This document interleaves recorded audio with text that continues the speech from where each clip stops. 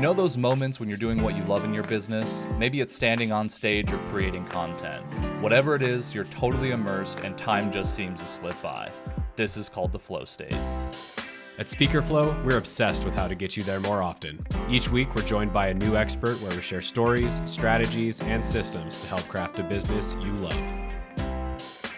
Welcome to Technically Speaking.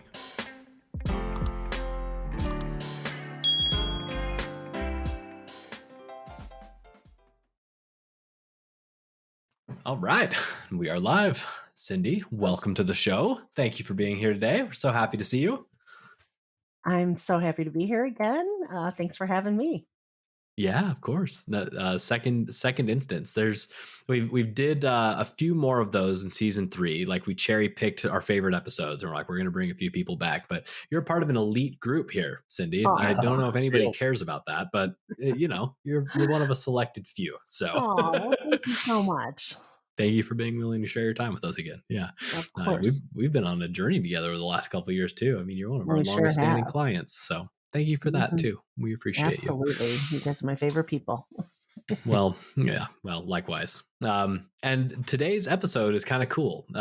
You have identified 7 lessons that you learned over the last few years that you think other people need to know. Yes. Fair enough. Is that right? Okay. That is correct. These are the lessons that I wish I knew when I started my business 10 years ago. And they are lessons I teach other people who I know who are starting businesses. And I think it's always good to regroup, especially at the beginning of a year or the fourth quarter, to see how we're planning next year. And if we're really thinking about the right things and having everything in alignment with how we should be running our business. Because sometimes we're so busy, doing the client work, doing the presentations, calling our clients, that we forget about how we're operating our business and what we're doing there to support it. So it could be longstanding. Yeah, man, so true. Well, so for listeners, there's two things that I want you to think about today. This is a special episode for 2 reasons. The first one is that Cindy here is a perfect example of somebody that is in the trenches doing the work, and you're treating your business like an actual business. There are so many people that we talk to that forget, I think, that we're not just talent that is going out there and doing the thing. We're running a legitimate business. And something I've always respected about you is that you really do run a business. So Thank you. For listeners, keep that in mind. I try. Yeah. I definitely have my moments where I need to regroup myself. So it's an iterative process. So the other thing, though, that I think is kind of unique about this episode is that most of the time we're picking one really specific granular topic. And today's episode gets to be a little bit more general. Like we're covering a few different areas that all ultimately tie back to the leadership of a business. So I think that's really the through line here. But everybody gets to hear 7 different specific items that have helped you. And I think that's cool. So if anybody's looking for like a broad brushstroke, like here are some categories that you should be thinking about, today's episode is going to be great. We obviously, since we're going to cover 7 different areas, can't get as granular with each one of them as we might with some, but this is a really good, like, here's a health check of your business. Are you hitting these 7 components? Well said. We feeling good? Yes, very good. Let's do it. Well, before we get into the weeds here, I want to did Angel come down and give you these 7 lessons? Did you find them in the trenches? No. What solidified these things for you? Because you said 10 years ago. How long has it been? Oh, gosh. So it'll be 10 years in November that I have been in business. I started off as a marketing agency, and then I evolved to ghostwriting full time. And these are the lessons that I messed up, that I had to learn the hard way because nobody gave me a book. And also just from trial and experience, and then being associated with people like you guys at Speaker Flow who are doing things right, the business. I mean, talk about businesses that where you guys are in the trenches, you know what needs to be done, and you're building the business, Lego brick by Lego brick in order for it to be running smoothly. And you guys are really one of the people I look to as models for setting up your systems and processes and really being good at following them and using the technology, Speaker Flow, every day as you start your day, finish your day, plan your day, and get sales. Yeah, Well, definitely. thank you So for you heard that. it straight from the source. This is 10 years of trial and error, you guys, condensed down into 30 minutes. So this is as close Buckle to a up. magic wand as we're going to get at Technically Speaking. So let's dive in. Lesson number 1, Cindy, Mhm. Yes. share that So with us. understand your operations. If you look at all the businesses around you and people you're working with, and then the really successful businesses, what are they doing in their operations? Now, I have researched a ton about operations and the categories for operations, and it almost seems like every article includes something different. So when I think of operations, it's everything except sales. It's everything except um, except the work that I'm doing for my clients. So my services, right? So operations categorically in my business tends to be financial, legal, tech, marketing. And those are the 4 big buckets that I put in operations, so that when I need, like, it's an operations day and I need to kind of go through and see what I need to clean up, or what I'm expanding on, or how am I going to build the business and go forward. So those are the 4 buckets for operations for me. And then in addition to operations, there's sales and there's services. And those have their own buckets because they take up the majority of my time, where these other ones don't need me all the time. These 2 do. So that has always been really helpful for me. And then in each of those buckets of operations, I have documented, what tech am I using? SpeakerFlow, Zoho. I go down the whole thing, have a list, and who my support people are. And it just helps me stay organized and keep everything together. So when something comes up, I know who to call. The best customer service company in the planet is SpeakerFlow. And I'm not Oh, kidding when I say that, because you guys are just the best, one of the best I work with. So, well, thank you. and that's what operations to me is, because we do need to manage those other pieces, because something happens all the time. And you just need to know what they are, and how to, manage them so they don't get out of whack, and then manage them so that you're on top of it and you know where the direction your company's going in. Yeah. Well, I It's think part funny of that that you started there exercise. too. Go ahead, Austin. Yeah. It's funny that you started there because it's like the least sexy part of the business. Like it's the part that nobody's excited about, but is definitely the Right. most important. Like you have to have the axles greased. I don't know if that's an actual phrase or not, but you have to know where all the different components are and keep them consistently moving, even if they're not fun to manage, because it's the backbone that allows you to go and do the more fun stuff, like the sales, like the fulfillment tasks, Yes. like the stuff that goes to taking advantage of our expertises individually, right? Mhm. So For most sure. Yeah. important, least fun.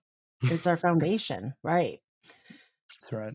So the I second think, lesson is know your numbers. It yeah. is so important to know your numbers. And I've had many coaches who stress this, and many coaches who don't even mention it, because there's a lot of us who started a business and we didn't know what a P&L report was. We didn't know what a balance sheet was. I'm not a math person. I hate math. That's why I'm a writer. So I have an accountant that does my taxes and accounting. And then I have a bookkeeper who does everything else, invoicing, reconciling, all the other stuff.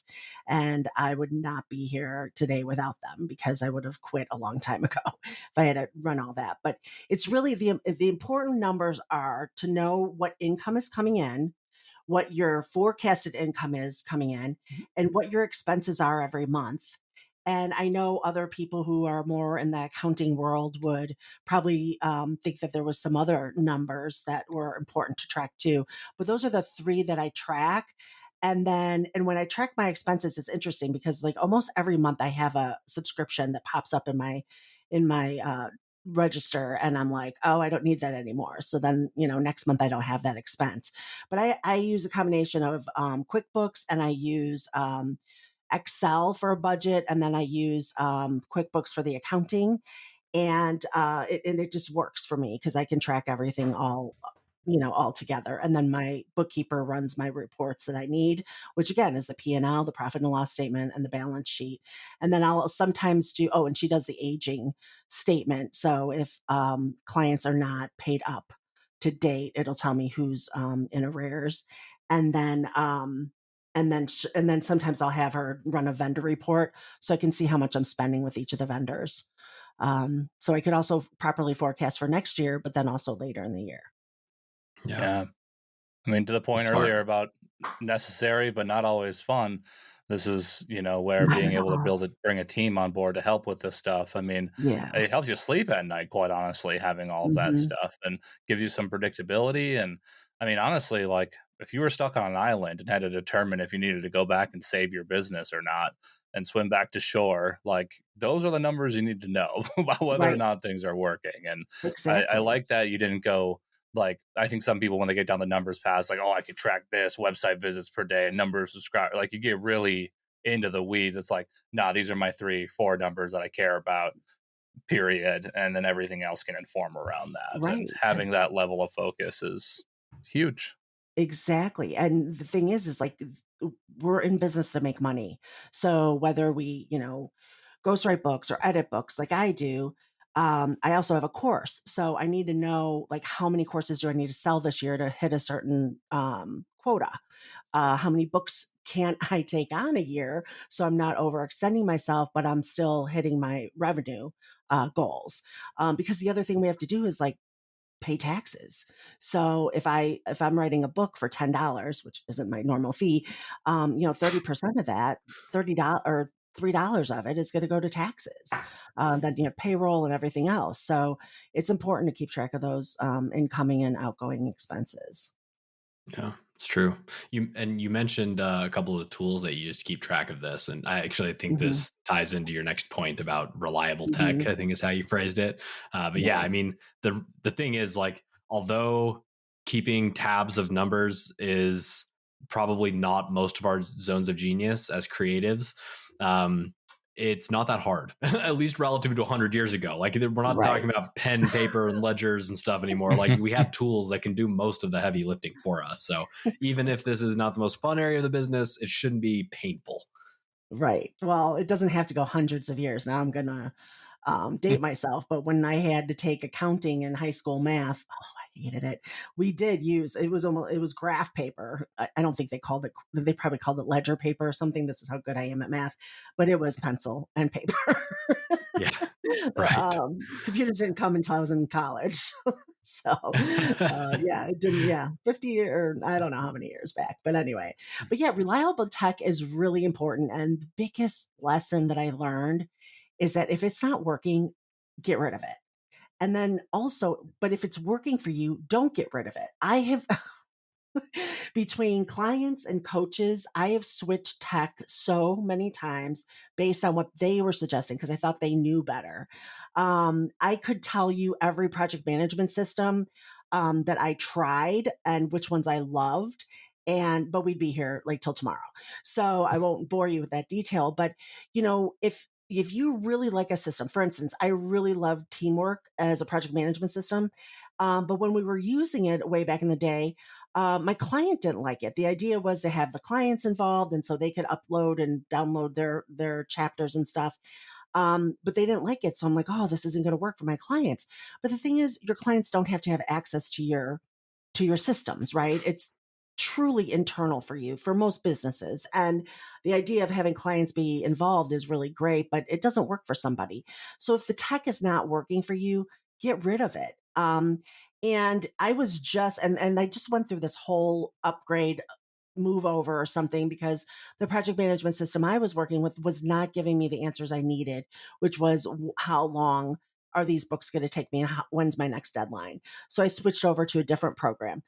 But I was at the point where like I was so tired of the project management system I was trying to make work for what I needed it to work for that I started to do stuff in Excel. And then my new business manager found out about that. No, no, no, no, no. So we researched more systems. We found a newer one, and we're just now starting to implement it. So it's like your services. It's like what you want to offer people. You evolve with the tech, and if it's not working for you, get rid of it. If it's working for you, then stay with it. Just like why I'm with SpeakerFlow. I think this is what 3, 4, maybe 5 years. Just that the other part of that is that the tech needs to work, but then you also need the support system behind it. And I've been with SpeakerFlow for so many years because what they have and they offer is that they offer you the Zoho and all the apps, but they also give you the support behind it to learn it or to do what you want to do. And if you want to pay them to do it, they do it.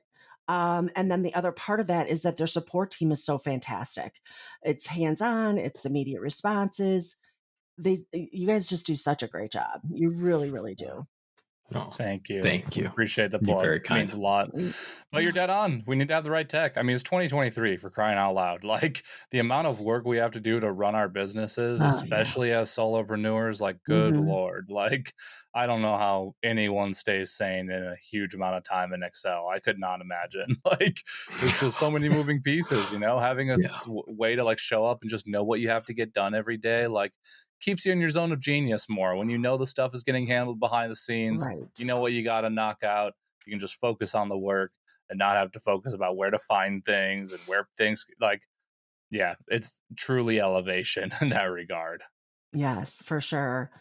It's so every part of it is important. Every part that we do. Yeah, So absolutely. true. Well, I think this kind of segues into your next bullet too, which is like outsourcing, delegation, Oh my giving gosh, other yeah. people that can do the stuff you don't want to do the work. Right. And like when we're talking about systems, the output of a system is that you can either rely on technology to handle something, or it can be delegated to somebody if you didn't want to just do it yourself. And so Exactly. this is the next point for you, right? Is bring It is. help Yeah, into the picture. outsourcing. And, every year I think I grow wiser because I start learning how much more I can delegate. And so one of the biggest things I learned was from a speaker at NSA about StrengthsFinder. And that's where it tells you like your top 5 strengths, right? So knowing your top 5 strengths and how you work and all those good things is really important because then you know that, you know what, I'm horrible at math. I hate it. I don't need to do it. I'm giving it to a bookkeeper. And it just saves me hours of, the grind of doing that. And so being able to outsource things that you really hate, despise, or don't know, because at some point after 10 years in business, I was a marketing agency and I developed websites and I did digital advertising. I managed social media and I knew all of that stuff. But at some point, like now, I don't want to know what I need to know about WordPress to run my website. I have someone who can do that, and just outsourcing it and knowing that it's getting done while you're working on other things or happen to have a day off on a weekend. It's just brilliant. You come back on Monday and it's done. And it's very, very, fulfilling. And you feel like you've, leaped um, you've jumped 1,000 leaps, And so the weakest links for me, obviously, are math and bookkeeping. So that is definitely an area that I outsource and make sure that I have enough budget for. And then tedious tasks or overflow tasks, like whenever my systems break down, my tech, my assistant is awesome. She just rocks and rolls how to get down to the nitty gritty with tech. So there's one system we were working on and she's like, well, find another problem because they're in Ireland and I just love their accents. She always loved to talk about them. And so unfortunately we didn't break the system anymore. But then the overflow tasks, can you give your assistant something that you don't need to be at the whole way through. For instance, I'm working on a design project for an author who is creating bookmarks. And because of my background in marketing, sometimes I do these little side things. And so we got to the meat of the design and the work and the content and everything. And then it was just like the final tweaks that the author needed. And I handed that off to my assistant. First, she's good in design. Second, she can communicate well. And third, she can take it to the finish line. And it was such a relief because now I don't have to have 2 or 3 phone calls with the author, using up my time that should be spending on writing my books. So it's stuff like that. Like, can you do the bulk of it and then hand something off? I also have, when I draft the books, the chapters, I have a couple of junior editors on my team that will read through it, kind of like for beta reading, to see if it makes sense and everything, and flow and everything, but also for grammar and punctuation and all that kind of spelling and stuff like that. So it's that, because then I can give even a higher quality product to the author. So it's stuff like that. That do you really, I always constantly ask myself, do I really need to be involved in this? Right. And what can I let go of? I mean, sometimes we are a little bit of control freakish where, we need to write the post, or we need to pick out the picture for the blog or whatever. And I'm guilty of that. I mean, I was a major control freak before, but I don't have time to be a control freak. So really learn to love and let go of the things that someone else can do for you, because it frees up your time schedule. It gives you more time to do more higher quality work, and it gives you a breather. You don't have to be doing that stuff, and it helps you, live a more balanced life. Yeah, that's so Yeah. true. I think Yeah. what I really am enjoying about this conversation so far is there's a couple of through lines that I'm noticing. Mm-hmm. The first is that, like, what we're really talking about here is being intentional, Mm-hmm. especially when we're talking about ops and numbers and tech and, delegation. Also giving labels to things, like when you gave us your buckets of operations, for example, Mm-hmm. like just being able to segment that stuff down and say, all right, for this specific role, this is what I need, and that will help. Right. But also, like, I think fundamentally here, we're raising our awareness. Like, how are we thinking about our business in a way that can get us to our goals, like you mentioned Mm-hmm. earlier? When it comes to outsourcing, you said, I'm always thinking about, like, do I need to be doing this? And Mm-hmm. I mean, fundamentally, it all starts with that awareness to ask yourself that question. And Mm-hmm. so I just wanted to point it out for the listeners here. Outside of these buckets that we've talked about so far, a few more to come, there's really a level of intentionality and awareness here. Mm-hmm. Pondering these things that'll get you across the finish line. Is that fair?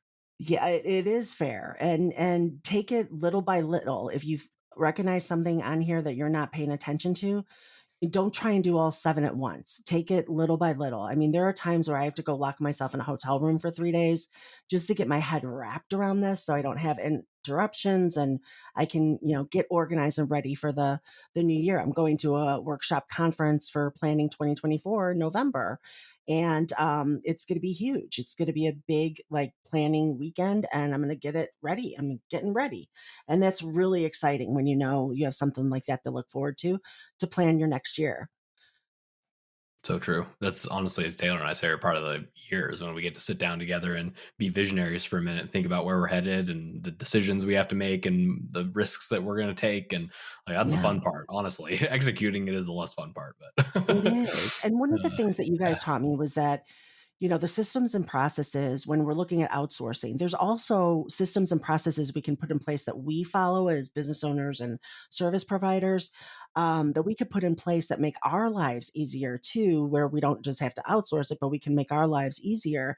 And you guys are geniuses at that. When you made that roadmap for me, on so many of the areas, like the customer service map journeying, and then, what they, the whole, like, customer service experience from beginning to end. I mean, those were really, really solid documentation pieces for our business, because we can now follow that and just improve the overall experience that authors have with us. And so it's been really, really enlightening to have you guys kind of like my model for getting all that stuff in place, because it just makes so many things easier. And then any tech you can automate. So the thing I like about you guys too is, like, Zoho is a massive platform of different apps. And so, like, we do the forms, the surveys, the newsletters, our social media stuff out of there. There's some other things too. And it's just nice to have it all under one roof, because first of all, you save me all kinds of fees for different apps and stuff. But secondly, it's just easier to have one tab open versus 8, right? To do the same job. So yeah, that outsource could be like, what else can I automate too? Yeah, so definitely. true. Yeah, I completely Yeah. agree with that. Okay. So the next one is industry events, right? Like participating in the community. Can you speak a little more to Yes. that? For sure. So I think we're always looking for different people to meet so that they can help us. Well, number one, it's always about building relationships, right? So I was at a mental health conference, and I had another person who wants to become a ghostwriter come, and he's like, well, are you closing any business? And I said, That is not why I go to these conferences. I don't go to any conferences to find clients. I go to conferences to meet interesting people, learn more about my industry and the skills I need to improve. And then I meet people and we build relationships. And out of those relationships are the people that I end up working with. And that is more comfortable for me. He was definitely having a targeted mindset with that. And that's just not my style. And everybody has their own. But it's so important to get involved in the industry events. For instance, you guys know about National Speakers Association. I'm a member there. I have incredible relationships that I've built and earned, and I mean just incredible people in that organization. And just going there and knowing what everybody else is doing and what's working and what's not working is huge for me. I'm no longer a speaker, but I serve speakers, so it's really important for me to know how, to integrate their work as speakers into their book and those types of things. And so that's really important, but it's also so important to know the trends of what's going on. For instance, like if you're writing a book, we no longer, as of the end of 2020 or 2023 going into 2024, you probably don't want to put a swear word on the cover, because that's a trend that's kind of going by the wayside. It was fun while it lasted, but it's kind of one of those things like parachute pants, right? And it might make a comeback in 30 years. We don't know. But for now, like, just avoid things like that. There's also my writing associations I belong to learned from some publishers. What are the trends? What's happening in the publishing industry? So for people who are writing books now, you definitely don't want to do a forward. You don't want to do no, not a forward. I'm so sorry. Yes, you want the forward from the most popular person you know. That's the part that the person writes a letter and endorses you for your talents, and then and then the book. You definitely don't want to use a prologue, epilogue, or introduction anymore, because at the end of the day, nobody reads them. And usually we're writing introductions that say the most important things and set people up to read the book.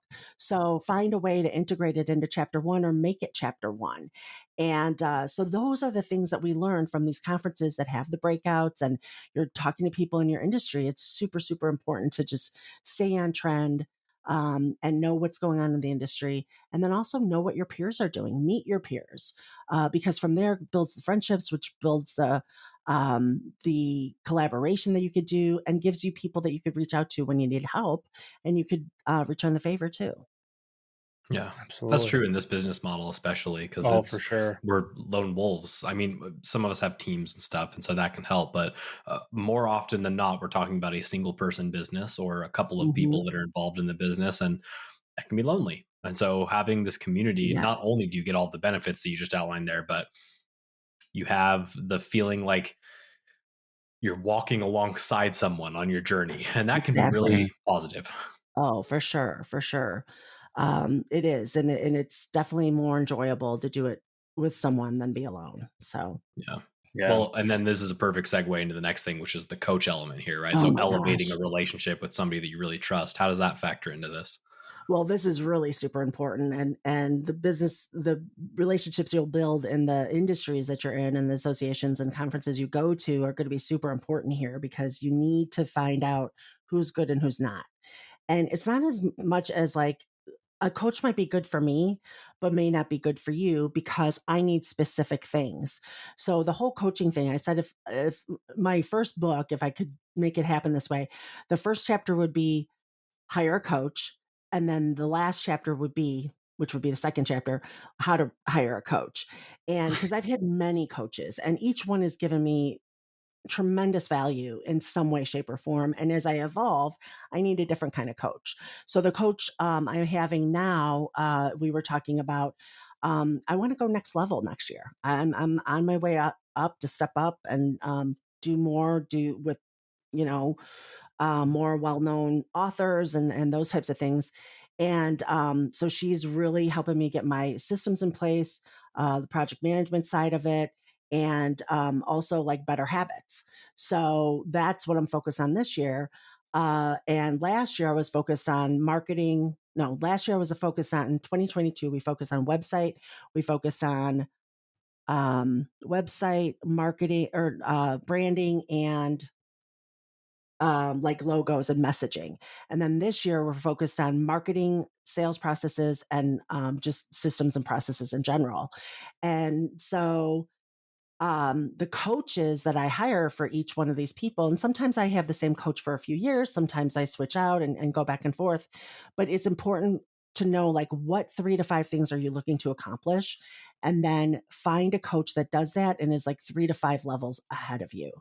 And they have success in those areas because there's a coach for everything. There's hundreds of coaches for the same topic.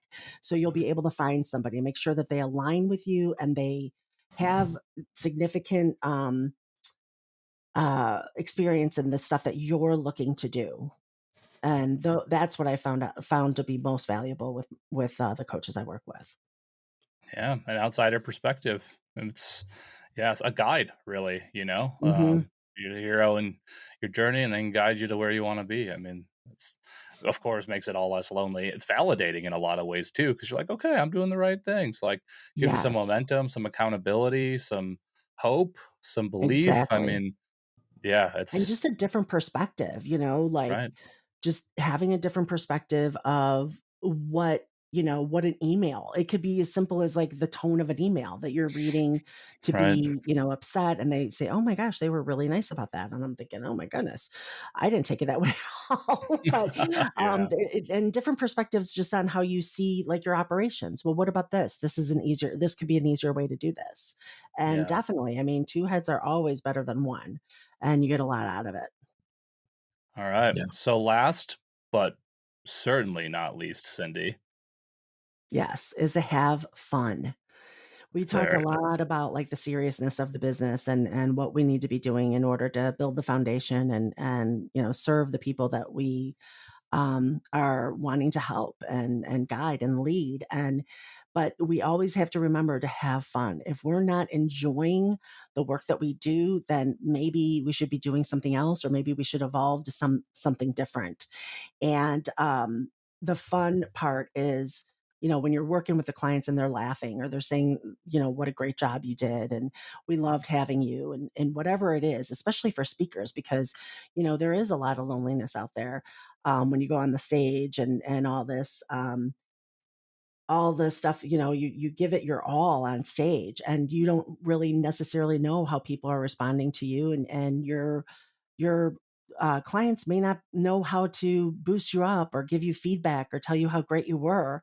And it's just nice to remember that you did it because you had fun, you made a difference, you made an impact, and this is what you enjoy doing. I remember when I came back from the last influence, it was the weirdest thing.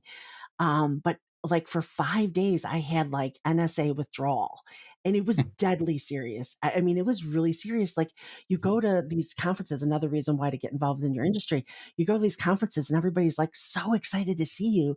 And they're telling you how great you are and how much, they follow you and whatever you're doing, is doing good work. And then you come home and like, what's for dinner? Nobody cares about you at all. Nobody's telling you how great you are.